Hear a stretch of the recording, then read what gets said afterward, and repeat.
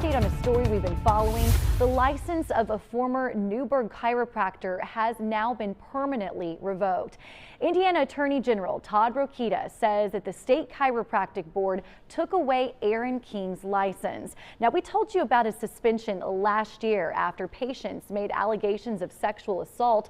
Rokita says King was still representing himself as a chiropractor after he was suspended.